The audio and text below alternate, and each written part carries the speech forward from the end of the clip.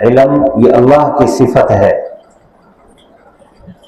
تو جس برتن میں ہم علم ڈال رہے ہیں اس برتن کا صاف ہونا ضروری ہے۔ اگر خراب برتن میں ایک داغ ہے، کل والے دودھ کا نشان ہے، یعنی اس برتن کے لیے، اس دودھ کے لیے اس برتن کی صفائی شرط ہے۔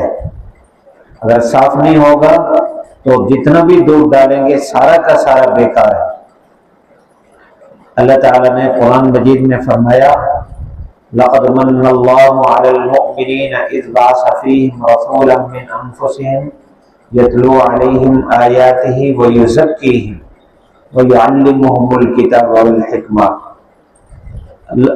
اللہ کے نبی صلی اللہ علیہ وسلم کو اللہ تعالیٰ نے بھیجا ہے مقاصد دے کر، ان میں سے تلاوت قرآن، اس کے بعد تزکیہ نفس یعنی دل کو مانجنا، پھر یعلمہم الکتاب والحکمہ، علم و حکمت کا تذکرہ بعد میں فرمایا۔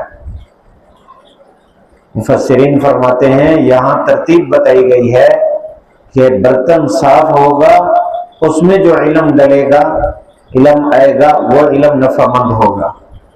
اگر برتن صاف نہیں ہوگا تو جتنا زیادہ علم ہوگا اتنا زیادہ فساد ہوگا، اتنا زیادہ نقصان ہوگا۔